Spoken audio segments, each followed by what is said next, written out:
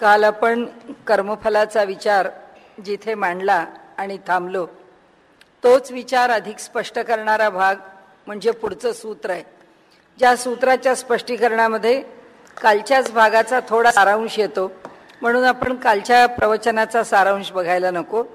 आत्ताचं जे सूत्र आहे ते भाक्तम वानात्मवित्वात तथाही दर्शयती, किंवा केवळ इष्टी वगैरे करणारे लोक हे देवाचे अन्न होतात असे जे म्हटले आहे ते गौण रीतीने म्हटले आहे, कारण त्यांना आत्मज्ञान नाही असे श्रुती सांगते.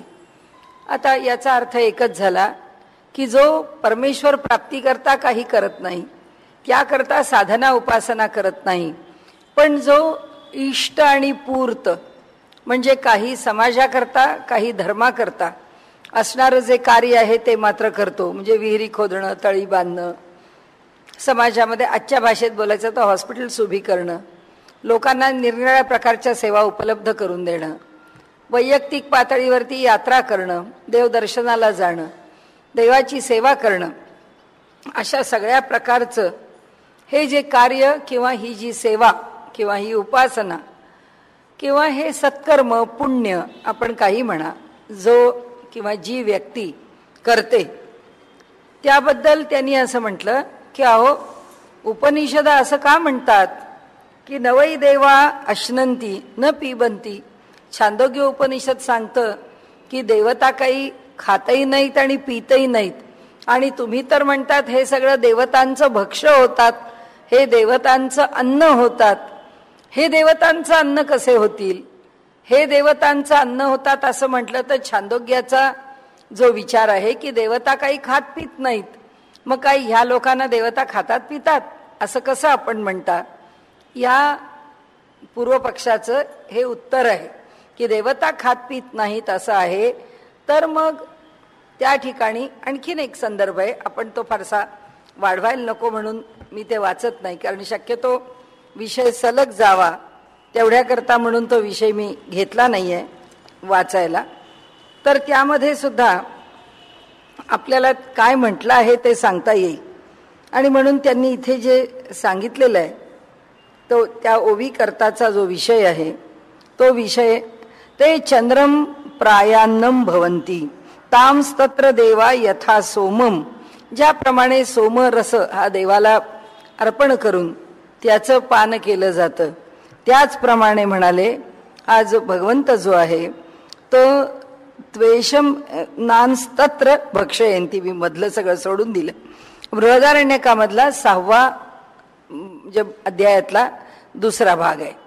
तिथे त्यांनी असं म्हटलंय की ज्यावेळी या देवतांचं हे अन्न आहे असं बृहदारण्यक म्हणतं की हे देवतांचं अन्न नाही. न वै देवा अश्नंती न पिबंती. देवता तर काही खात नाहीत, देवता तर काही पित नाहीत. मग ह्या दोघांच्या मधला फरक आपण पहिल्या दिवशीपासून आजपर्यंत एक गोष्ट म्हणत आलो, आणि ती गोष्ट म्हणजे अशी की 2 श्रुतींमध्ये जर काही वेगळा अर्थ आपल्याला वाटला तर त्या श्रुतींचं उत्तर काय? त्या श्रुतींच्या निर्धारणाकरता म्हणून, त्याच्या निश्चितीकरणाकरता म्हणूनच ब्रह्मसूत्र जन्माला आलेली आहेत. आणि त्यामुळे ह्या ब्रह्मसूत्रांच्या मध्ये त्यांनी जो विषय मांडला आहे तो विषय हाच आहे. आता या एका शंकेचं निराकरण आहे की तो देवतांचं भक्ष्य कसा बनतो. तैत्तिरीय उपनिषदामध्ये म्हटलंय अन्नाच्या बाबतीत की आम्हाला असं वाटतं आम्ही अन्न खातो. तैत्तिरीय उपनिषद म्हणतं की माणूस अन्न खात नाही, अन्न माणसाला खातं, अन्न आम्हाला खात असतं. तसं येते इथे की हा म्हणतो मी सत्कर्म करतो आणि देवाचं मी भक्ष्य आहे असं तुम्ही का म्हणता? म्हणजे सत्कर्म करणं आणि देवाच्या भक्ष्यस्थानी पडणं म्हणजे सत्कर्माचं पुण्य मिळणार नाही का? आणि आम्ही मात्र देवाचे भक्ष्य होऊ का? म्हणाले जशी शेळी रानात जाते ती गवत खायला जाते, ती वाघ सिंहांच्या भक्ष्यस्थानी पडायला जात नाही. ती जेव्हा जाते रानामध्ये वनामध्ये ती तिचं पोट भरण्याकरता म्हणून जाते, पण ते वाघ सिंह तिच्यावरती लक्ष ठेवून असतात, त्या हरणावर लक्ष ठेवून असतात. ते बरोबर झडप घालतात, झेप घेतात आणि आपलं सावज जे आहे ते काबीज करतात. तर त्यांनी म्हटलंय की अहो, देवाला जर खाणं पिणं नाही तर मग हा विचार आपण कसा मांडला? म्हणाले त्याचा अर्थ असा आहे की स्वर्गलोक हे देवांचं राज्य आहे आणि जीव तिथला नागरिक आहे. म्हणजे ज्या जीवाला स्वर्गाचा उपभोग घ्यायला मिळतो तो तिथे नागरिक म्हणून जातो. आणि तिथे गेल्यानंतर आपण ज्या देशात असतो त्या देशाचे जसे आपल्याला नियम सांभाळावे लागतात, तसंच स्वर्गात गेल्यानंतर देवता ज्या आहेत त्या शासन करणारे आहेत आणि जाऊन राहणारा जो जीव आहे तो सेवक आहे. तिथे देवतांची सेवा करणे हे त्या जीवाचं काम आहे आणि त्यामुळे देवतांनी लावलेले जे नियम आहेत त्या नियमाप्रमाणेच त्याला जगावं लागतं. तो स्वर्गात राहतो म्हणजे त्याची मनमानी चालत नाही, स्वर्गाच्या नियमांप्रमाणे तिथे राहावं लागतं. इथे जसं आमच्या देशातल्या नियमांप्रमाणे आम्हाला व्यवहार करावा लागतो तसाच तिथे करावा लागतो. आपल्याला जर रस्त्यावरती सांगितलं की वनवे आहे आणि त्या वनवेमध्ये आमची गाडी आम्ही उलटी घातली तर आम्हाला दंड आहे. तसंच आहे की त्याचं अनुशासन आहे, त्या अनुशासनाप्रमाणे हा जीव तिथे राहतो आणि त्यामुळे स्वर्गामध्ये त्या जीवाला पूर्ण स्वतंत्रता नाही. म्हणून अशा अर्थाने ते देवाचं भक्ष्य किंवा सावज किंवा सेवकपण किंवा देवाच्या ताब्यात असणारा जीव आहे असं म्हटलंय. दुसऱ्या बाजूनी लौकिकामध्ये म्हणजे आपण तर वर गेलेला विषय क्षणभर बाजूला ठेवू, जीव खाली आहे.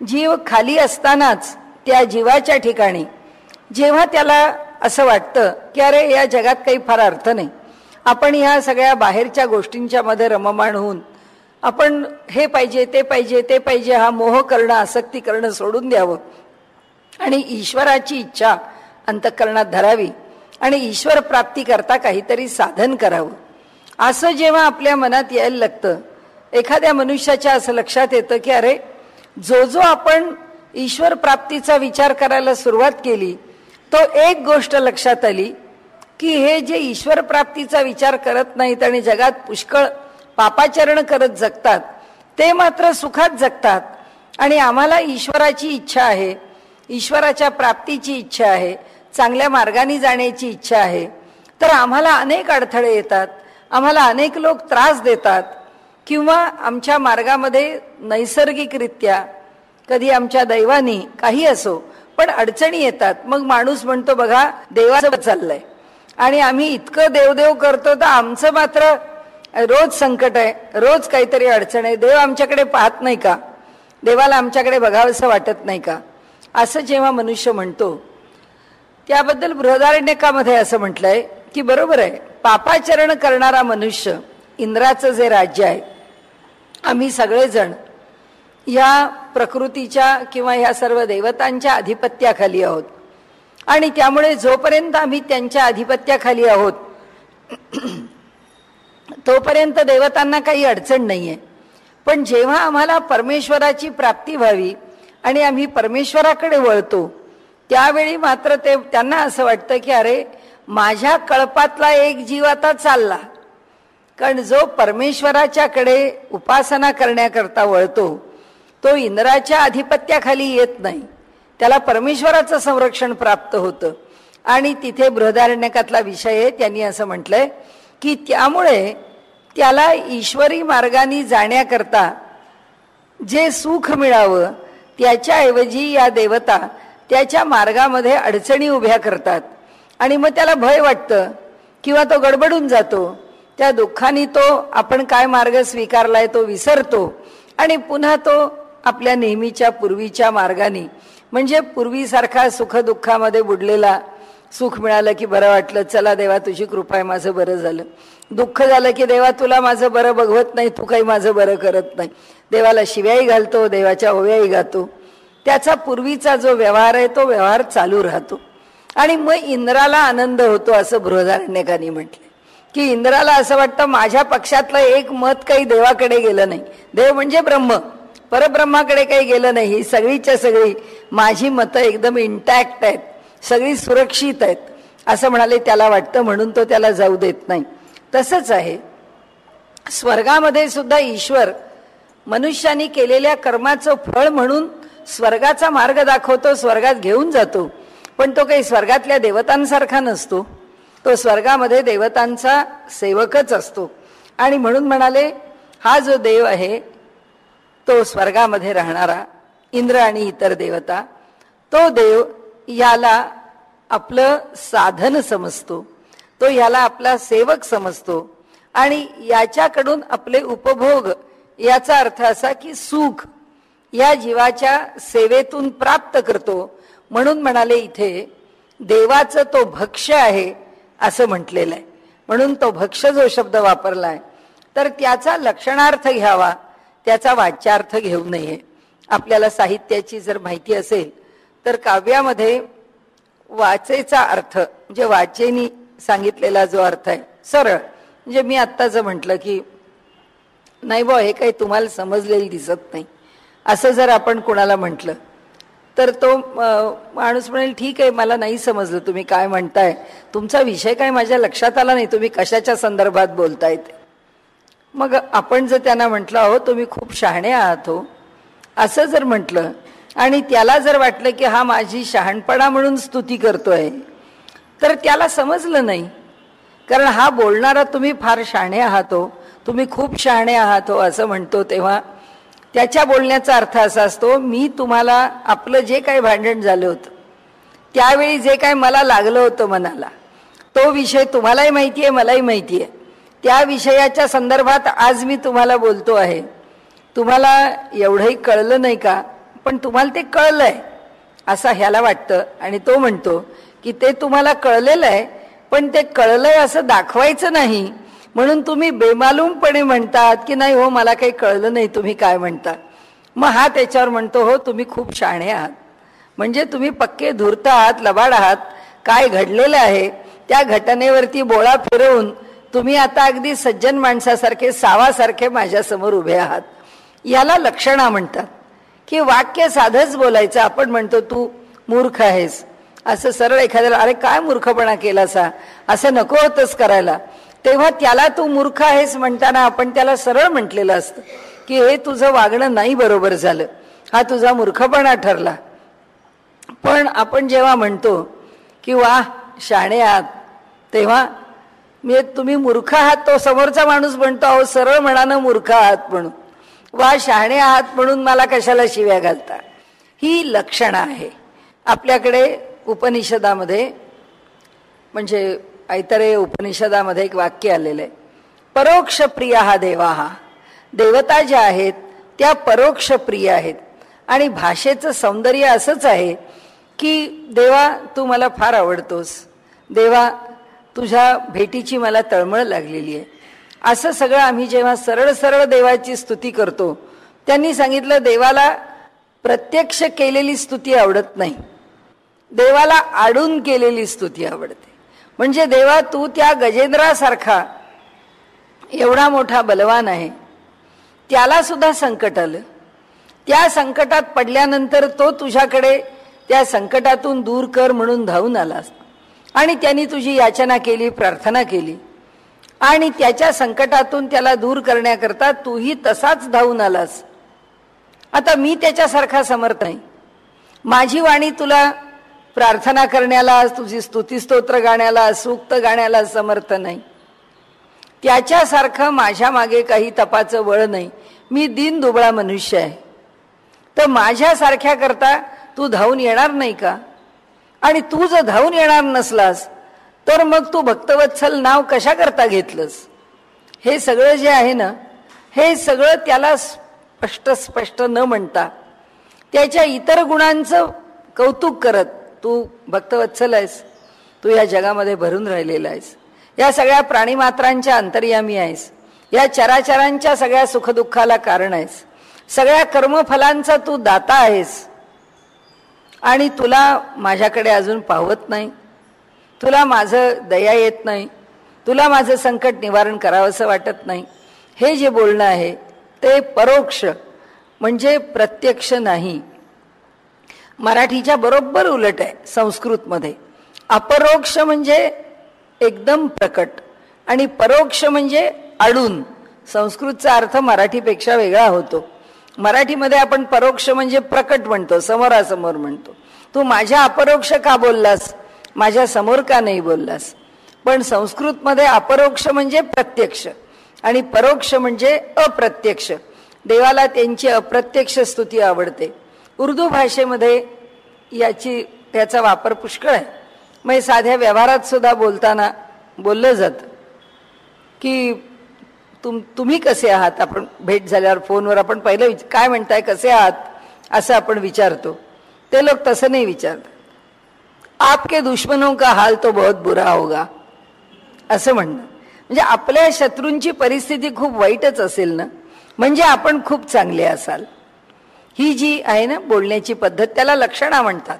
आणि म्हणून त्यांनी सांगितलं ही जी लक्षणं आहे त्या लक्षणेनी इथे देवांचं मनुष्य हे अन्न आहे असं म्हटलंय. आणि त्याचं उत्तर त्यांनी देऊन स्पष्ट केलेलं आहे. आता त्यांनी पुढे सांगितलंय की जेव्हा मनुष्य परब्रह्माशी एकरूप होतो तेव्हा तो मोक्षाचा आनंद घेतो. मोक्ष याचा अर्थ कोणतंही बंधन त्याच्यावर नाही. स्वर्गाचं बंधन नाही, लोकांचं बंधन नाही. वरती जे 7 लोक आहेत, आता आपल्याला 3 लोक तर माहितीच आहेत की महा म्हणजे आधी भूहू घेऊया आपण, आता माहीत असलेले आधी घेऊ. भूहू भुवहा स्वाहा म्हणजे हा भूलोक, अंतरिक्ष लोक आणि स्वर्गलोक. आतापर्यंत आपण भाषा कशाची केली, आता स्वर्गलोकाची. स्वर्गलोकाबद्दल बोललो. भूलोकात आपण राहतो, अंतरिक्षामध्ये आपण रॉकेट वगैरे उडवतो. म्हणजे आपल्याला हे 3ही लोक माहिती आहेत की अंतराळ, अंतरिक्ष तो जो भाग आहे जो आपण समजतो तो आपल्या धर्माप्रमाणे तोच अंतरिक्ष आहे की नाही आपल्याला माहित नाही, पण आपण त्याला अंतरिक्षात, अंतराळात असं म्हणतो. भू भुवहा आणि स्वहा, स्वहा स्वर्गलोक आहे. हे सगळं आमच्या कक्षेतलं आहे. तर इथे स्वर्गलोकापर्यंतची भाषा आहे की स्वर्गलोकापर्यंत बंधन पुष्कळ कडक आहेत. देवतांचा तो सेवक आहे. स्वर्गाचं बंधन गेलं.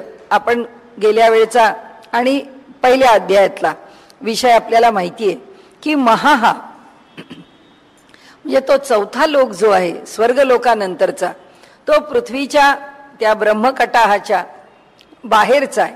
म्हणजे या स्वर्गलोकाला ओलांडून आणि या ब्रह्मांडाची सीमा ओलांडून तो जीव पुढे निघून जातो. महा तिथे मिळणारं जे स्वातंत्र्य आहे ते या लोकापेक्षा अधिक आहे. तिथे मिळणारा आनंद समाधान हे त्याच्यापेक्षा अधिक आहे. जनहा त्याच्यापेक्षा वरचा लोक आहे, तिथलं स्वातंत्र्य त्यापेक्षा अधिक आहे. तपहा त्याच्यापेक्षा अधिक आहे. आणि सत्यम इथे त्याच्यावरती आणखीन बंधनं सगळी दूर होऊन जातात.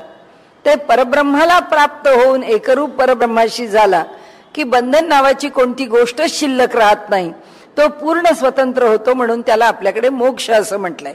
आणि त्यांनी सांगितलं की आत्मज्ञान जो प्राप्त करून घेतो तो स्वर्गापेक्षा कितीतरी कोट्यावधी पट, अब्जावधी पट सुख प्राप्त करतो, समाधान प्राप्त करतो. त्यामुळे जीवानी स्वर्गाची अपेक्षा, आसक्ती कधी धरू नये. त्यांनी मोक्षाचा विचार करावा. आता साधनेच्या मध्ये हे विषय पुष्कळ वेळा येणार आहेत, म्हणून त्याचं स्पष्टीकरण आपण त्यावेळी घेऊ. म्हणून ते म्हणतात की परमेश्वराची निष्काम भक्ती करून आम्ही पुढे गेलो तर आम्हाला रोकडा मोक्ष, प्रत्यक्ष मोक्ष, त्या मोक्षाचं सुख प्राप्त होतं. त्या मोक्षाचं सुख जोपर्यंत प्राप्त होत नाही तोपर्यंत ह्या स्वर्गसुखापर्यंत आम्ही कर्माच्या बंधनात राहतो. स्वर्गाचं सुख उपभोगलं की लाथ मारून ढकलून दिल्यासारखं स्वर्गातून वरून खाली यावं लागतं. तो जीव पुन्हा खाली येतो. त्याच्या पूर्व प्रारब्धाप्रमाणे त्याचं राहिलेलं उरलेलं कर्म भोगण्याकरता पुन्हा कर्म, पुन्हा चांगलं कर्म म्हणून स्वर्ग, जे वाईट आहे म्हणून नरक, पुन्हा पृथ्वी. हा प्रवास सातत्याने चालूच राहतो. याच्या पुढचं जे सूत्र आहे ते कृतात्ययेनुशयवान दृष्टस्मृतीभ्याम येथे तमनेवंच, हे पुढचं सूत्र आहे.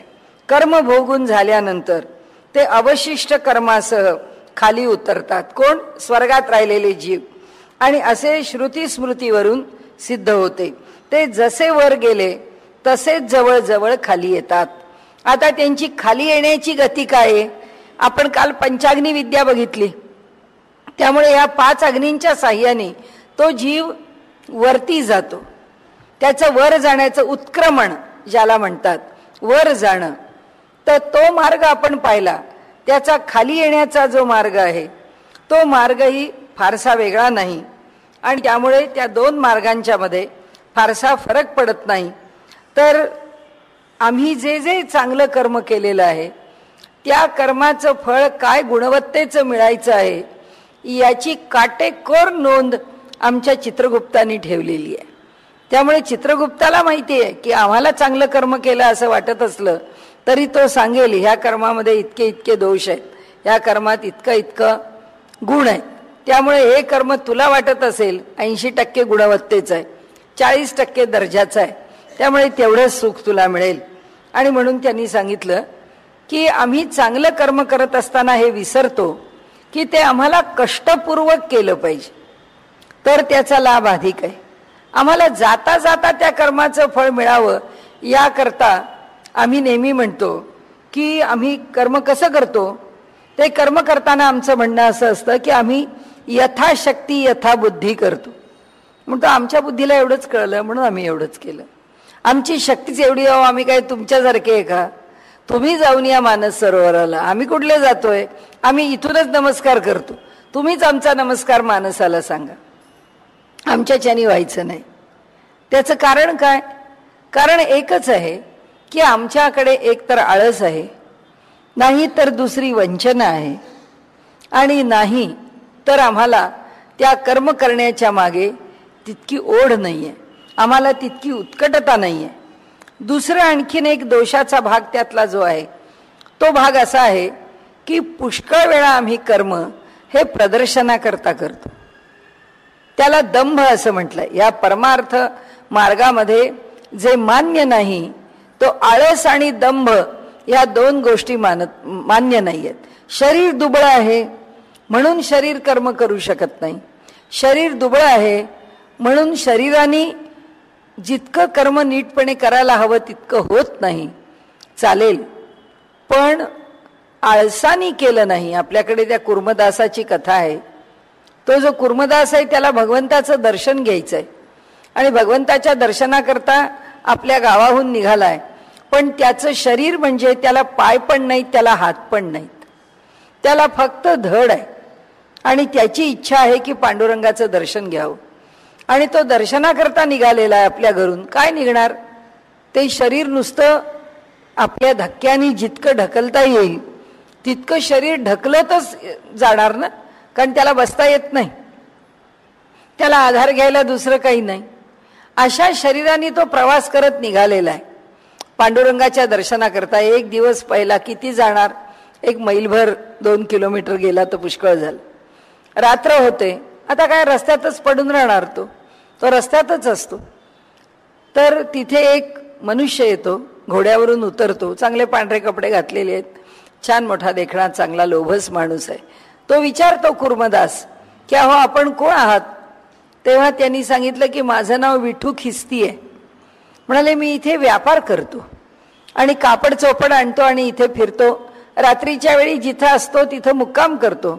आज तुम्ही भेटलात म्हणाले, मला तुम्हाला जेवखाऊ घालतो. त्यांनी जेवखाऊ घातलं, त्याला झोपवलं, त्याची व्यवस्था केली. दुसऱ्या दिवशी तो पुन्हा निघाला. आता खिस्ती म्हणाला मी माझ्या व्यापाराला निघून जातो, रात्री तुझ्या मुक्कामाला येतो. असं 2-3 दिवस झालं आणि 3 दिवसानंतर मात्र सगळा प्रसंग आपल्याला सांगत नाही. ज्ञानेश्वर महाराज, नामदेव महाराज आणि सावतामाळी असे 3 जण पांडुरंग मंदिरात नाही, पांडुरंग पंढरपुरात नाही, पांडुरंग कुठे गेला, कुणाकडे रमला म्हणून बघायला ते येतात. तर त्यांच्या लक्षात येतं की पांडुरंग या कुर्मदासाच्या इथे आहे आणि तिथे येऊन दर्शन घेतात. भगवंत त्यांना तिथे घेऊन येतात आणि ते म्हणतात की अरे तुम्ही मला शोधत बाहेर पडलात, सावत्याकडे मला शोधायचा प्रयत्न केला, तुम्हाला सगळ्यांना घेऊन मी इथे आलो. या कुर्मदासाकरता रोज मी इथे येतो रात्री म्हणा, त्याची व्यवस्था पाहतो, त्याला यात्रा करायची आहे. आणि मग ते म्हणतात कुर्मदासा चल तुला पंढरपूरला जाऊन दर्शन तुला घ्यायचंय ना विठोबाचं, तुला पांडुरंगाच्या त्या मूर्तीचं दर्शन घडवतो.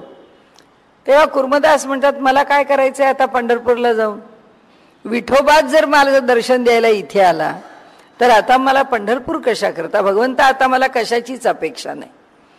सांगायचा हेतू असा आहे की जे केलं आहे ते प्रदर्शनाकरता केलं नाही.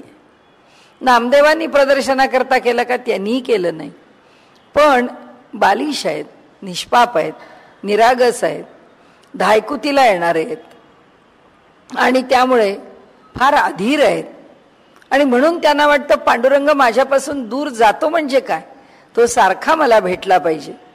तर इथे त्यांनी जो दोष सांगितलेला आहे तो हा कुर्मदास अपंग आहे हा दोष नाहीये. कुर्मदासाची भक्ती किती उत्कट आहे एवढंच भगवंत पाहतो. आणि म्हणून त्यांनी इथे असं म्हटलंय की या परमार्थ प्रांतामध्ये एकच गोष्ट आहे, म्हणजे परमार्थ पण सोडा, आपण पाप पुण्यामध्ये सुद्धा आपण काल जी श्रद्धा आहुती म्हटलं त्याचाच पुढचा विचार असा की आम्ही जे करतो त्याच्यामध्ये आळस किती आहे, वंचना म्हणजे फसवणूक किती आहे, की समोर कुणीतरी आपल्या आहे म्हटलं की माणूस आपल्या भक्तीचं प्रदर्शन करतो का तो एकांतात सुद्धा तशीच भक्ती करतो. दुसऱ्याचं मत आपल्याबद्दल चांगलं व्हावं म्हणून तो काही चांगलं वागतो का तो एकटा असला तरी तितकाच चांगला वागतो आणि त्याचं मन चांगलं राहतं. ही वंचना आहे. आणि तिसरं प्रदर्शन आहे की आपण खूप काही करतो, आपण खूप चांगले आहोत, आपले सगळे विचार खूप चांगले आहेत, आपण सगळ्यांना मदत करणारे आहोत, आपण सगळ्यांच्यावरती प्रेम करणारे आहोत, आपल्याला सगळे सारखे आहेत हे दर्शवण्याकरता म्हणून केली जाणारी कृती ते प्रदर्शन आहे. पण आपल्याला जे करायचंय ते दुसऱ्याला कळायचं काय कारण आहे. म्हणून आपल्याकडे म्हटलंय या हाताचं दान या हाताला कळता सुद्धा कामा नाही. याचा अर्थ असा की जे काही चांगलं केलं आहे ते गुप्तच असू द्यावं, ते कधी प्रकट करण्याची आवश्यकताच नाहीये. म्हणून त्यांनी इथे सांगितलं धर्मकृत्याचं अधिष्ठान जर काही असेल तर ते एकच आहे, आळस सोडून करावं, दांभिकता सोडून करावं, प्रदर्शन सोडून करावं, वंचना सोडून करावं. या सगळ्याचा गोळाबेरीज अर्थ एकच झाला की आळस आणि दंभ सोडून द्यावा. आता ते म्हणतात दुसरं सांगितलं तेव्हाच आपलं पुण्य किती आणि पाप किती याचा लेखाजोखा आपण मांडू शकतो. आपण आपल्या ठिकाणी तेव्हाच अंदाज लावू शकतो की आपल्या मनाची धारणा काय आहे. काल आपण तो विषय सविस्तर पाहिलाय, त्यामुळे आज आता पुन्हा त्याचा विचार या सूत्राखाली नको. आता इथे आणखीन एक सांगितलं की आम्ही पुष्कळ पुण्य केलं म्हणून आम्ही केलेलं पाप नष्ट होत नाही. पुण्य स्वतंत्रपणे भोगलं जातं, पाप स्वतंत्रपणे भोगावं लागतं. काही पापांचं प्रायश्चित्त घेतलं गेलं तर कदाचित त्या पापामध्ये काही घट झाली तर ते सुद्धा परमेश्वर ठरवेल की त्याला काय कसं करायचं आहे ते, आणि तो काय कसं त्याचं फळ देणार आहे ते. त्यामुळे एक गोष्ट निश्चित आहे की पुण्य केलं म्हणून पाप नष्ट होत नाही आणि खूप पाप झालं म्हणून पुण्य पण नष्ट होत नाही. दोघेही वेगळे वेगळे आहेत, दोघेही स्वतंत्र आहेत आणि त्यामुळे पुण्य आणि पाप हे वेगळं वेगळं भोगावं लागतं.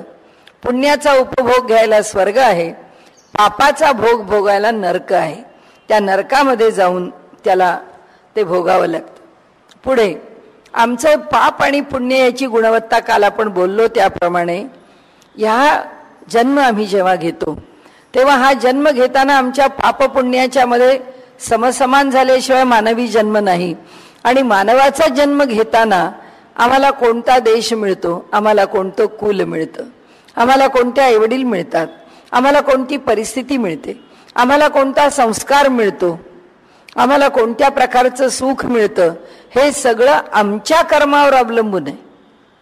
म्हणजे ईश्वर माना न माना, चांगला आचार म्हणजे सदाचार दुराचार माना न माना, पण इथे आपलं तत्वज्ञान सांगतं की बाबा रे, जोपर्यंत हा सगळा विषय माझ्याशी म्हणजे तत्वज्ञान असं म्हणतं की त्या जीवाशी निगडीत आहे, तोपर्यंत त्या जीवाला जर पुन्हा देह धारण करायचा आहे तर आता वाईट वागून आम्हाला पुन्हा चांगले दिवस येणार नाहीयेत. त्यामुळे आज आमची प्रत्येक कृती ही चांगलीच असली पाहिजे. त्याकरता पुन्हा एकदा त्यांनी आग्रहाने सांगितलंय. आता म्हणाले हे जे सगळं आहे ते प्रकार आहेत पुन्हा जीवांचे जन्माला येण्याचे. काही जीवांचं सगळं कर्म भोगून संपलेलं आहे, पण भोगून संपलं तरी सुद्धा एखाद्या जीवाला शेष म्हणून जन्माला, शेष म्हणजे शिल्लक राहिलेलं म्हणून जन्माला यावं लागतं. कसं तर अगदी बायकी उदाहरणाने जर म्हटलं की तेलकट भांडं आहे, ते घासून स्वच्छ केलं तरी सुद्धा आपण जेव्हा पुन्हा पातेलं पुसून पालथं घालायला जातो तेव्हा आपण म्हणतो थोडा तेलाचा चिकटपणा पातेल्याला शिल्लक आहे. तसं सगळं कर्म भोगून गेलं तरी सुद्धा शेवटचा राहिलेला जो कर्माचा संस्कार आहे त्या संस्काराकरता जन्म घ्यावा लागतो.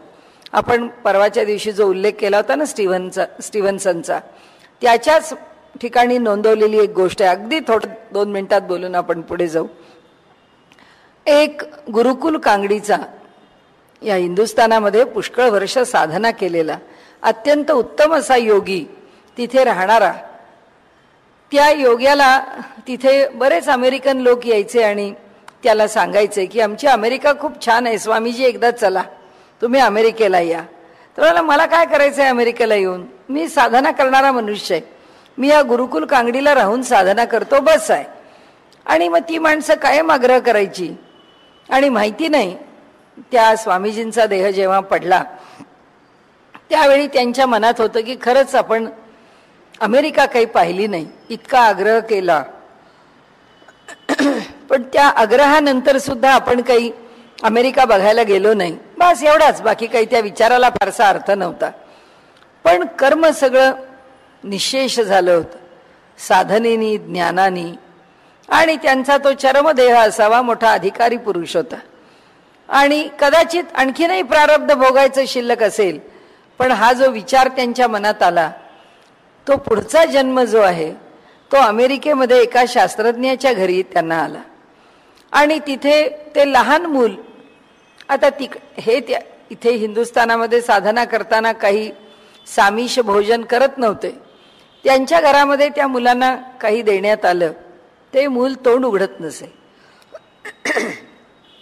फक्त आईकडून दूध घ्यायचं. मूल वर्षाचं झालं, ते जे बोलायला लागलं ते मुळी संस्कृतमध्येच बोलायला लागलं. त्यांना ती भाषाच कळेना ही भाषा कोणती आहे. त्यांनी चौकशी करून समजून घेतलं की ही भाषा संस्कृत आहे. आता तो मनुष्य वंशशास्त्राचा अभ्यास करणारा माणूस आहे. तो म्हणाला जेनेटिकली संस्कृत भाषा माझ्या मुलाकडे कोणत्या संस्कारात नाही येऊ शकते, कारण आमच्या कितीतरी मागच्या पिढ्या कुणीच संस्कृतचा अभ्यास केलेला नाही, त्यांना ज्ञान नाही. हा संस्कृत घेऊन कसा आला, म्हणजे हा ठेवा त्याला मिळाला कोणा पूर्वजाकडून, त्याला काही समजे ना. तर त्यांनी अनेकांना पत्र पाठवली, अनेक प्रकारांनी माहिती गोळा केली, अनेक विद्वानांना भारतातून लोकांना बोलावलं. म्हणाले हा काय बोलतो, त्यांनी सांगितलं हा वेदपठण करतो आणि हा वेदांची, तो दुसरं काही बोलत नसे. तो आईला सांगत असे मला फक्त दूध दे, बाकी मला काही देऊ नको. मुलगा मोठा झाला, आई त्याला फळं देत असे, तो थोडीशी फळं खात असे. पण जेव्हा त्याला नीट बोलता यायला लागलं तेव्हा तो मुलगा सांगू लागला की मला भारतात घेऊन जा, मला इथे ठेवू नको. तर त्याच्या आईला असं वाटलं या मुलाची जर इतकी इच्छा आहे तर याला भारतात घेऊन जावं. वडिलांना वाटत नसे की याला असं भारतामध्ये घेऊन जावं वगैरे, हा कितीही म्हणो, पण हे आपण काही मान्य करावं असं वडिलांना वाटत नव्हतं. अनेक प्रकारे अनेक संशोधनं करून याचा पूर्वजन्म काय वगैरे, कारण का त्यांना त्या सिद्धांताप्रत यावं लागलं. निरनिराळ्या प्रकारचे शास्त्रज्ञ त्यांनी गोळा केले, त्यांच्यासमोर त्याच्या परीक्षा घेतल्या आणि त्या परीक्षांमधून त्यांना असं वाटलं की हा कोणी वेगळा जीव असावा, म्हणजे वंशशास्त्र याच्यावर सत्ता चालवत नाही, आणखीन काही वेगळं आहे जे शास्त्र आपल्याला माहिती नाही. आणि मग त्यांनी आईला सांगितलं आई तू आता वेळ थोडा आहे, तू काही कर पण मला हिंदुस्थानमध्ये घेऊन जा. आणि त्याच्या आईने भारतात येण्याची व्यवस्था केली. तो मुलगा दिवस रात्र आपल्या खोलीमध्ये ध्यान लावून समाधीस्थ बसत असे. त्यांचा भारतात येण्याचा दिवस आला आणि तो मुलगा समाधीमध्ये बसलेला असतानाच त्याचा देह पडला. कारण त्याचा जो संकल्प, त्या संकल्पाचा जितका भोग तो तिथंच संपला. म्हणजे आता बघा पुन्हा एक नवीन इच्छा उभी राहिली की भारतात जायचं होतं त्याला आणि त्या गुरुकुल कांगडीला जायचं होतं. म्हणला मला हरिद्वार ऋषिकेशला आई घेऊन जा. मग आता गुरुकुल कांगडीला तो आला नाही म्हणजे आता पुन्हा पुढचा जन्म त्या गुरुकुल कांगडीमध्ये घ्यायला पाहिजे. आणि पुन्हा ऋण कुणाचं राहिलं त्या आईचं. म्हणजे ते ऋण फेडायला त्या आईनी पुन्हा भारतात जन्म घ्यावा का त्या मुलाकरता जवळपास जन्माला यावं, अशी कर्मणा गहनो गती, कर्माची गती फार गहन आहे. आणि म्हणून त्यांनी इथे जे सांगितलंय की काही जे जीव आहेत ते कधी कधी एखाद्या राहिलेल्या संकल्पाकरता सुद्धा जीव जन्माला येतात. एकेका संकल्पाकरता सुद्धा जीव जन्माला येतो. हा जो राहिलेला कर्माचा जो अवशेष आहे, तर म्हणाले तुम्ही अशी शंका घेऊ नका की एवढ्या एवढ्याशा गोष्टी करता का जन्माला येतात.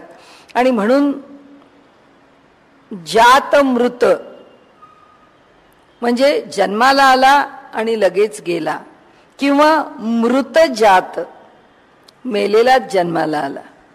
म्हणजे त्याला काही त्याच्या कर्माचं फळ असं आहे की जे त्याला जन्म घेण्याकरताचे जे भोग आहेत, मातेच्या उदरात 9 महिने राहण्याचे ते भोग त्याला भोगावे लागणार आहेत. म्हणून ते भोगण्याकरता म्हणून त्याला 9 महिने मातेच्या उदरात राहावं लागलं. आणि त्याच्या कर्माप्रमाणे जन्माला आल्यानंतर टॅह म्हणून ते मूल जातं का जन्माला येतानाच मृत जन्माला येतं. म्हणून दोन्ही जे आहेत ते शेष कर्माचेच विषय आहेत. तेवढंच कर्म राहिलंय. मूल 4 दिवसांनी जातं, मूल 5 दिवसांनी जातं. त्याला तेवढंच कुठल्या तरी एका गोष्टी करता, एका कर्मा करता त्याला तेवढा जन्म घेऊन त्यातनं बाहेर पडावं लागतं. दुसरा विषय म्हणजे आता या संदर्भात आले म्हणून आपल्या मनात शंका राहू नये म्हणून आपण विषय घेतो की योगी आहे, योग्यांच्याकडे सिद्धी आहे निर्माण चित्त नावाची. योगी काय करू शकतात त्यांना माहिती आहे, त्यांना त्यांचं प्रारब्ध कळतं. आमची संत बहिणाबाई आहे, तिला जेव्हा तिचा जाण्याचा दिवस ठरला आणि तिचा समाधीचा दिवस अश्विन शुद्ध प्रतिपदा घट बसण्याच्या दिवशी तिने आपला देह तेव्हा मी आता घटी बसणार म्हणजे मी आता समाधी घेणार. तिने त्याच्या आधी तिच्या मुलाला सांगितलं की बाळा आता दिवस फार थोडे आहेत, काळ माझ्या हातात थोडा आहे, पण मला माझ्या पूर्वजन्मांचं स्मरण होतंय, मला सगळे जन्म आठवत आहेत, सगळं तर मी तुला सांगू शकत नाही. पण तिने आपल्या 13 जन्मांची कहाणी पूर्ण मुलाला सांगितली की मी कुठे कुठे याच्या मागचे 13 जन्म, मी कुठे जन्माला आले, माझी साधना कशी झाली, मी कोण होते, मी कशी होते. तर हे पूर्वजन्माचं स्मरण हे सिद्धीचा जातस्मर सिद्धी असं म्हटलेलं आहे पतंजलींनी त्यांच्या योगदर्शनामध्ये. ती पूर्वजन्माच्या स्मरणाच्या संदर्भात असलेली सिद्धी आहे. पृथ्वी तलावरती वावरणारा योगी आहे, त्या योग्याला आता कुठला तरी देह धारण करून आपलं कर्म भोगून संपवायची इच्छा नाही आहे. मग किती काळ काढायचा, आणि त्याचा योगाभ्यास पुष्कळ पुढे गेलेला आहे.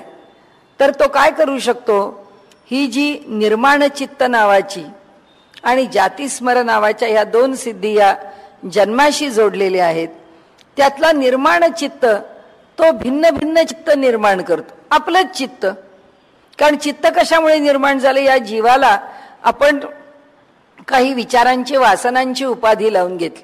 आता आपण बघितलं ना की त्याला अमेरिका बघायची म्हणून एक जन्म आला. तो जर असा अधिकारी योगी असता तर त्यांनी काय केलं असतं, आपली स्वतःची 2 रूपं निर्माण केली असती. एक रूप अमेरिकेमध्ये जन्म घेण्याकरता तो संकल्प किंवा ते कर्म भोगत आहे, आणि दुसरा तिथला मृत्यू झाल्यानंतर येणारं जे कर्म आहे ते कर्म भोगत आहे, किंवा त्या कर्माबरोबर त्याचं जे पूर्वीचं कर्म आहे, सगळंच कर्म भोगून जर संपलेलं नसेल तर मागची जी कर्म वेगवेगळे जन्म घेऊन आम्हाला ती फेडून टाकायची आहेत प्रारब्ध म्हणून जे आमचं संचित आहे, ते संचित तो वेगवेगळ्या रूपांमध्ये प्रकट होऊन 5-50 देह धारण करतो. आणि त्या 5-50 देहातनं 5-50 प्रकारचं जे संचित आहे ते भोगून संपवून टाकतो. म्हणजे सांगण्याचा हेतू एकच आहे की कर्माचं फळ भोगल्याशिवाय सुटका नाही, ही गोष्ट निर्विवाद आहे, ही गोष्ट निसंशय आहे. त्यांनी इथे पुढे म्हटलंय की जो वर जाण्याचा मार्ग आहे त्याच्यापेक्षा खाली येण्याचा जो मार्ग आहे त्यात काही फार भिन्नता नाही आहे. त्याच्यामध्ये फक्त एक अभ्र शब्दाची किंवा एका स्थितीची भर पडलेली आहे. त्याच्या पुढचा जे सूत्र आहे ते आपण घेऊया. चरणादिती चेन्नोपलक्षणार्थेती कार्ष्णाजिनीही. कार्ष्णाजीन नावाचे जे ऋषी आहेत त्यांचं जे मत आहे ते मत असं आहे की चांगल्या प्रकारचं आचरण, आता याचा आधी अर्थ बघू, आचरणामुळेच पुनर्जन्माची प्राप्ती होते असे श्रुती दर्शवित आहे. चरणादिती, चरण आचरण. आचरण म्हणजे जसं आ ब्रह्म स्तंभ पर्यंत, म्हणजे काय, अगदी ब्रह्मदेवापासून गवताच्या काडीपर्यंत या ब्रह्मांडात असलेलं सगळं काही. म्हणाले अगदी कुठेही जेव्हा मूळ शब्दाला आ लावतो तेव्हा त्याच्यामध्ये सगळी व्याप्ती आपण दर्शवतो. की आस म्हणतात, समंतात सर्व दूर, आस म्हणतात हे सगळं भोवती आहे ते सगळं. म्हणून हा तसाच हा शब्द आहे की आपण आचरण म्हणतो की त्याचं आचरण चांगलं आहे, त्याचं आचरण वाईट आहे. चरण म्हणजे कर्म आणि आचरण म्हणजे सर्व कर्म, सर्वच्या सर्व कर्म, ते म्हणजे आचरण. तर तसं इथे त्यांनी म्हटलंय आचरणामुळेच पुनर्जन्माची प्राप्ती होते असे श्रुती दर्शवित आहे. आता बघितलंच आपण की जे कर्म आहे त्याच्यामुळेच पुन्हा जन्म येतो, अवशिष्ट कर्मामुळे नाही असे म्हणू नये. म्हणजे जे शिल्लक राहिलेलं कर्म आहे त्याच्यामुळे जन्म येत नाही असं म्हणू नका. म्हणाले कारण श्रुतीतील चरण शब्द कर्माचेच उपलक्षण आहे असे कार्ष्णाजींनी समजतात. आता असं का म्हटलं, कारण त्यांनी असं म्हटलंय की 2 शब्द वापरले छांदोग्यामध्ये. आपण फक्त जास्त रेंगाळला जाऊ नये विषय म्हणून थोडा बरोबर पुढे जातोय. छांदोग्यामध्ये त्यांनी रमणीयाचरण पुढे म्हणजे विषय सोडून घाईनी जात नाही, फक्त संस्कृत वचन देत नाही. छांदोग्यामधलं जे वचन आहे त्या वचनाप्रमाणे रमणीय चरण आणि दुसरं कपूय चरण. रमणीय चरण म्हणजे उत्तम आचरण आणि कपूय चरण म्हणजे वाईट आचरण. आता या दोन्ही करता आपल्याला जन्म घ्यावेच लागणार आहेत. त्याची चर्चा छांदोग्यानी केली आहे की प्रत्येक मनुष्याला त्यांनी केलेल्या कर्माचं फळ भोगावंच लागतं. आता हे पुन्हा पुन्हा आपण बोलायलाच नको, दुसरं सूत्र आलं म्हणून आपण पुन्हा एकदा बोललो. पण आता त्यांनी इथे म्हटलंय की म्हणाले कर्म आणि आचरण हे दोन्ही शब्द एका अर्थाने आहेत घ्या, जे छांदोग्यात आले आहेत त्याचा तुम्ही त्या प्रकाराने विचार करा. दुसरं त्यांनी सांगितलंय की जेव्हा गुरु शिष्यांना उपदेश करतात तेव्हा ते सांगतात शिष्यांना की जे आमचं चांगलं कर्म आहे त्याचं तुम्ही आचरण करा, नो इतरांनी. जे आमचं वाईट चरण आहे ते वाईट आचरण त्याचा अवलंब तुम्ही करू नका. याचा अर्थ असा की आचरण शब्द हा कर्मपरच आहे हे त्यांना इथे सिद्ध करायचं आहे. त्या सिद्धीच्या वादात आपण पडलो नाही, फक्त आपल्याला एकच गोष्ट सांगायची आहे की कर्माला पर्यायी शब्द आचरण आहे. म्हणजे आमचं जे कर्म आहे ते कर्म म्हणजे काही वेगळं आणि आमचं आचरण म्हणजे काही वेगळं. म्हणजे आज आम्ही दुपारी 2 वाजता जेवलो, उद्या आम्ही सकाळी 11 वाजता जेवलो, तेरवा आम्ही संध्याकाळी 4 वाजता जेवलो.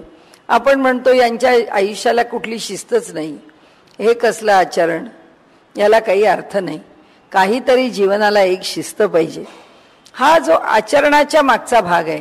म्हणजे जेवण हे आपण अगदी फार सामान्य पातळीवरचं उदाहरण दिलं, पण आचरण म्हणजे हा माणूस आज रागावतो काय, उद्या गोड बोलतो काय, परवा तुसड्यासारखा बोलतो काय.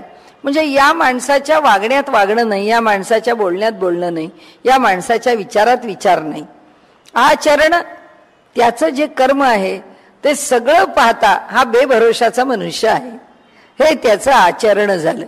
आणि यांनी संस्कृत शब्द मूळचा चरण आहे म्हणून ते कार्ष्णाजींनी सांगतात की चरण शब्द जो आहे तो आचरण पर आहे आणि म्हणून तो कर्म पर आहे.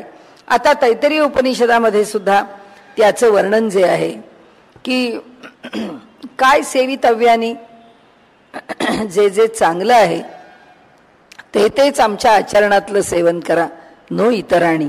आपण पुढे जाऊ, कारण पुन्हा एक एक वचन घेत गेलं की आपल्याला वेळ जातो. आता त्यांनी पुढे असं म्हटलंय की केवळ पूजापाठ, हवन, होम, चांगलं कार्य करणं. चांगलं कार्य करणं याचा अर्थ की आपण काहीतरी सारखे देवाच्या दर्शनाला जातो, यात्रा करतो, कुठेतरी दानधर्म करतो. हे एवढं केलं म्हणजे आम्हाला सगळं प्राप्त झालं, हे एवढं केलं म्हणजे आम्ही उत्तम आचरण केलं असं नाही, असं ते म्हणतात. ते म्हणतात त्याच्याबरोबर वेडवाकडं वागू नका, हे एक. आणि पुन्हा पहिल्यापासूनचं एकच सूत्र की ते रमणीय आचरण करताना आमच्या अंतःकरणाची भावना रमणीय असू द्या. काल परवा आपण पुन्हा पुन्हा तो विषय बोललोय. म्हणून काष्णाजींनी सांगितलंय की बघा, म्हणाले, कर्म जे आहे ते आचरणावरती अवलंबून आहे, आचरणाशी संबद्ध आहे. आता हा एक विचार झाल्यानंतर आचरणाच्या संबंधीचा, आता त्याच्या पुढे त्यांनी असं सांगितलंय की चांगलं आचरण आणि वाईट आचरण कोणी ठरवायचं? ते आचरण शास्त्राने ठरवायचं, आपण नाही ठरवायचं. आपल्याला वाटलं म्हणून आपण केलं, आपल्याला वाटलं म्हणून आपण बदललं. हे जेव्हा स्वतः प्रमाण असतं तेव्हा मनुष्याने कधी स्वतः प्रमाण असू नये, शास्त्र हे प्रमाण स्वीकारावं. आणि त्यांनी सांगितलं की माझ्या मनाने मी ठरवून टाकलं की आता आम्ही आमच्या घरामध्ये देवतांची पूजा करत होतो. आत्तापर्यंत काय करायचं देवाची पूजा करून? आपल्या मनात ईश्वर असला म्हणजे झालं. काय बाहेर देवाची पूजा केलीच पाहिजे असं काही नाही आहे. मग आपल्या घरातलं देवघर, आपल्या घरातले देव सगळे एका बाजूला करून टाकू, हे जर आम्ही ठरवलं आणि हा आमचा आम्ही निर्णय घेतला, कुणी व्यक्तीने स्वतःच्या पातळीवर हा निर्णय घ्यावा का घेऊ नये, शास्त्राचा विचार करावा असं सांगितलं. की शास्त्र काय सांगतं? शास्त्र सांगेल, आपल्याला त्याची चर्चा करायची नाहीये. कोणताही विषय असो की अमुक एक गोष्ट आपण करावी का करू नये, आपल्याला त्याच्या फार खोलात जायचं नाही. तर अनेक घटना, अनेक गोष्टी, कुळधर्म आहेत, कुळाचार आहेत, श्राद्ध आहे, पक्ष आहे, अनेक आहे. वैयक्तिक जीवनामधले एका व्यक्तीच्या मागे तर प्रमुख 16 संस्कार आहेत. त्या प्रत्येक संस्कारांचा विचार करावा का करू नये, सगळंच आहे. त्यातलं काय स्वीकारावं, काय स्वीकारू नये आपणच ठरवायचंय का? नाही, शास्त्र ठरवेल. आपण नाही केलं आपल्याला दोष लागेल. पण त्यांनी असं म्हटलंय की एक मनुष्य गायत्री मंत्राचं पठण करतोय आणि गायत्री मंत्र करतो आणि गायत्री मंत्राचं उत्तम प्रकाराने पठण करून तो पुण्य मिळवतो आणि आपल्या आचरणाचा विचार करत नाही, तर ते म्हणतात त्याला शमदम आदी काही माहिती नाही. तर या आचरणामधून तो मनुष्य त्याच्या जीवनामध्ये गायत्री मंत्राचं पूर्ण फल प्राप्त करून घेऊ शकत नाही. पुन्हा त्या आचरणाबद्दल सांगितलंय त्यांनी. आणि पुढे त्यांनी सांगितलंय की तुम्ही अर्धवट काहीतरी करून जर सुखाची फळाची अपेक्षा कराल तर ती अपेक्षा पूर्ण होणार नाही.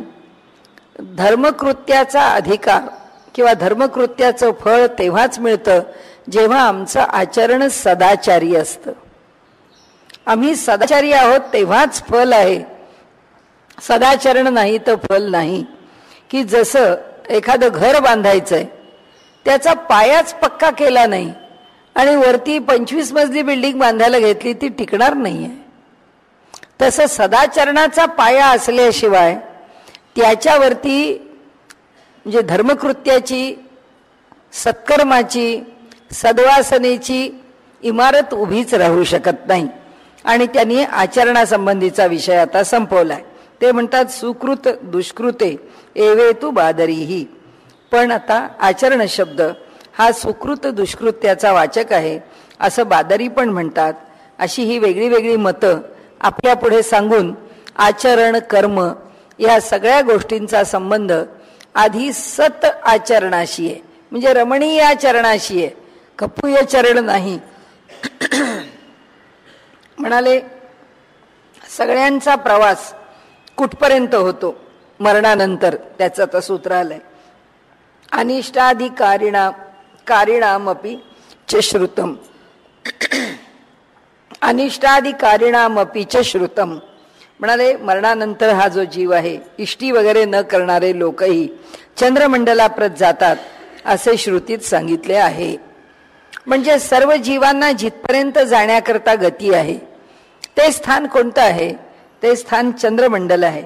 आणि म्हणून म्हणाले मरणानंतर कौशितकी उपनिषदामध्ये कौशितकी ऋषींनी असं म्हटलेलं आहे की जीव हा चंद्रमंडलापर्यंत जातो. पुन्हा जन्मला येण्याकरता त्याला 5 आहुत्यांची गरज आहे का? आपण पंचाग्नी विद्या जी म्हटली आहे त्याचा विषय आता आपला सुरू होतो आणि त्याच्या संदर्भात त्यांनी एक वचन दिले, पुढे तो विषय सुरू होईल. तर ते म्हणतात की 5 आहुती दिल्या आणि त्या 5 आहुतीतूनच प्रत्येक जीव जन्माला आला असं होत नाही म्हणाले. मानवाकरता त्या 5 आहुती आहेत किंवा नाहीत सुद्धा, त्याची सगळी चर्चा पुढे. आता फक्त विषयाचं, जसं हल्ली बीज भाषण म्हणतात ना, की पहिल्या भाषणामध्ये जो विषय पुढचे सगळे वक्ते बोलणार आहेत त्याच्याकरता कुणीतरी एक अधिकारी वक्ता बोलावून त्याच्याकडून बीज भाषण करवतात, तसं हे हा कळीचा मुद्दा फक्त मांडून ठेवला आहे. या ठिकाणी त्याचं बीजारोपण केलंय. काय की मनुष्याला जन्म घेण्याकरता पंचाग्नी विद्येमधूनच जावं लागतं का?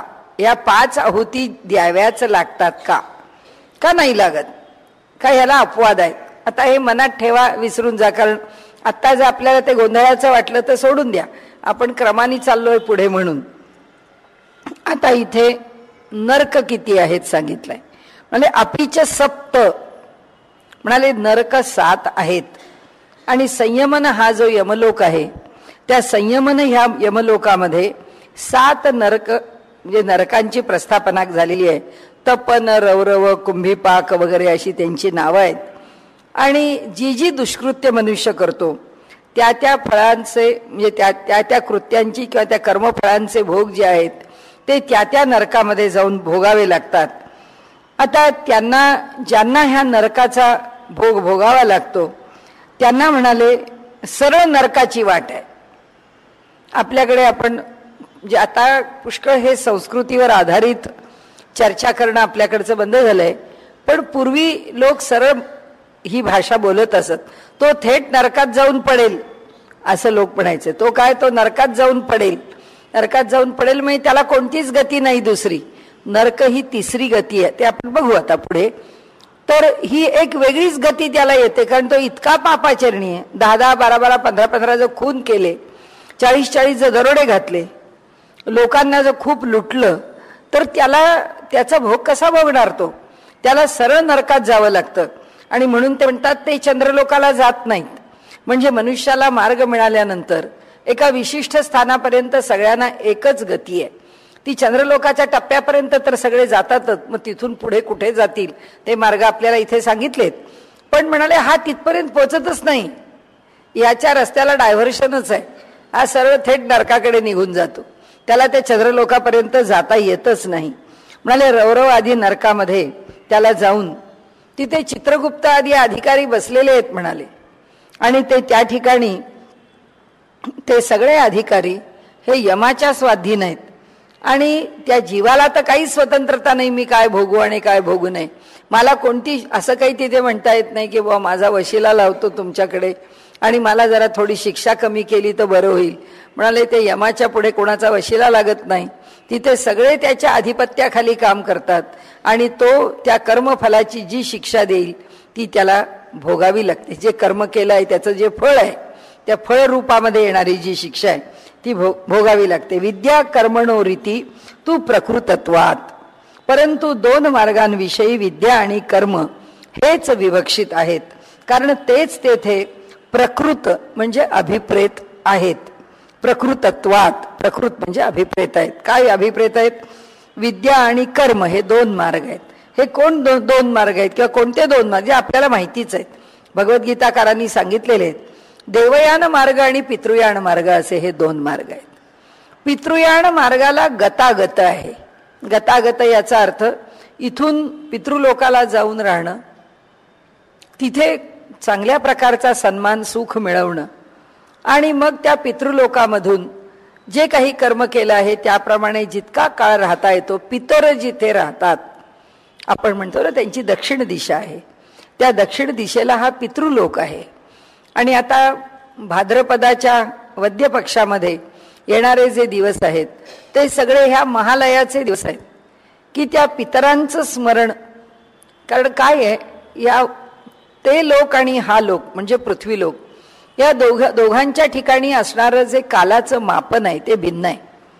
म्हणजे आपला एक दिवस हा 24 तासांचा आहे, आपलं 1 वर्ष हे 360 दिवसांचं आहे. आपले जे 360 दिवस आहेत त्याचा पितृलोकामध्ये 1 दिवस होतो. पितृलोकातला 1 दिवस म्हणजे आमच्या पृथ्वी तलावरचं 1 वर्ष. म्हणून पितृलोकामध्ये जेव्हा दुपार होते 12-12:30 वाजता, तेव्हा भोजनाची अपेक्षा असते. प्रत्येकालाच भूक लागते. ते पितर आहेत. आता अजून आपल्याला उद्याला वेगळा विषय घ्यायचा, लिंग देह, जातो कोण, कोणत्या देहानी जातो वगैरे वगैरे. तर त्या पितृलोकामध्ये असणारे जे पितर आहेत त्यांनाही उदक अन्नाची अपेक्षा आहे. 12:30 केव्हा वाजतात? भाद्रपद महिना येतो तेव्हा. त्यावेळी दुपार झालेली आहे, अपराह्न काल झालेला आहे, 12 वाजून गेलेले आहेत. आता त्यांना दुपारी भूक लागली आहे, तेव्हा ते आपल्या घराकडे पाहतात की हे लोक आम्हाला भोजन देणार आहेत की नाही, ह्यांना माझं स्मरण आहे की नाही, मग त्यांना भोजन केव्हा द्यावं. म्हणून आपल्याकडे ती तिथी आहे, पितृपक्षातली तिथी आहे की त्या पितरांचाच पक्ष येतो, म्हणून तो पितृपक्ष आहे. आणि त्या पितृपक्षामधली जी तिथी आहे ती तिथी त्यांची अष्टमी आहे, नवमी आहे, एकादशी आहे. जी असेल त्या तिथीला त्यांचं स्मरण करावं.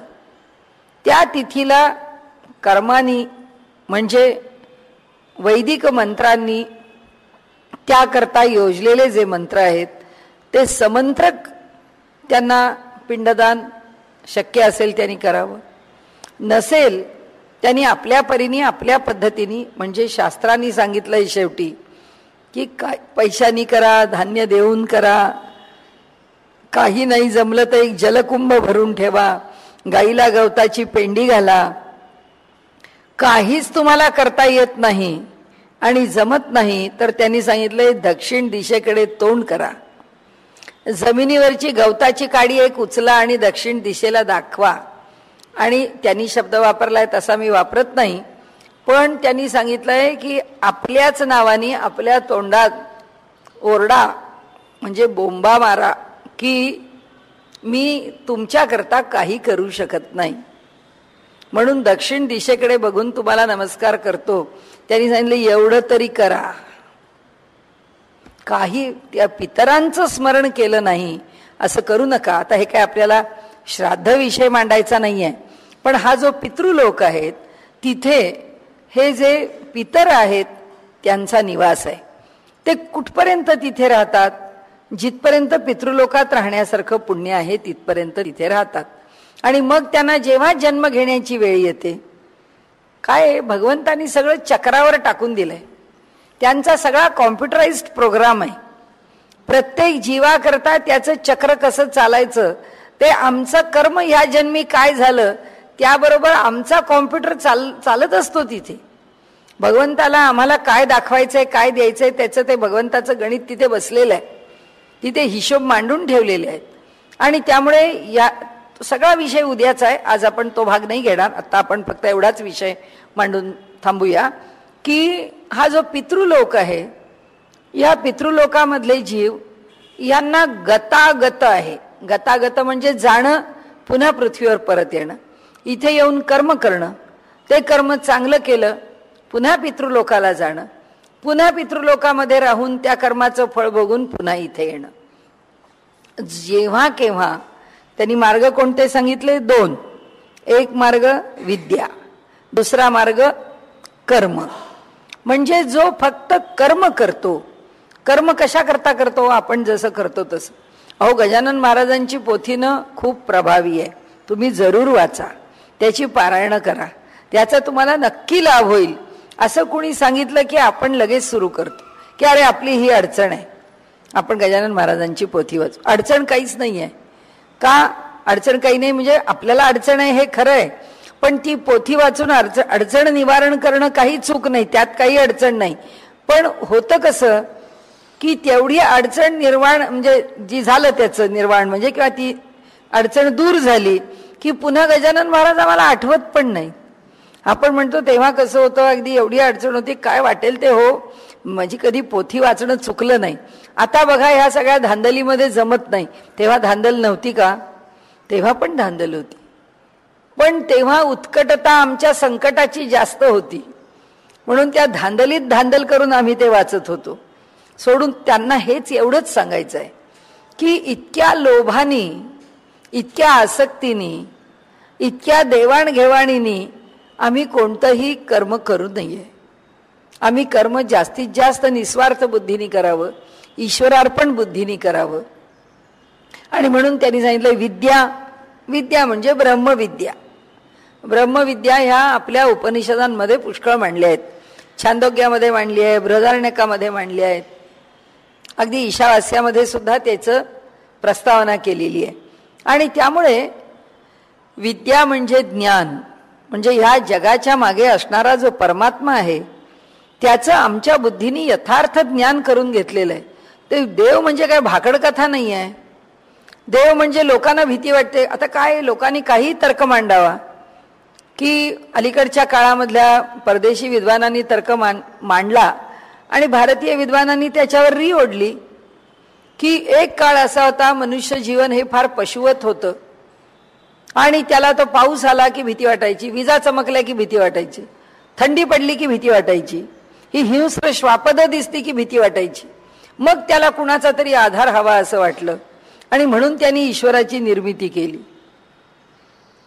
ईश्वराची निर्मिती करणं म्हणजे वन रूम किचन ब्लॉक घेण्यासारखं आहे का?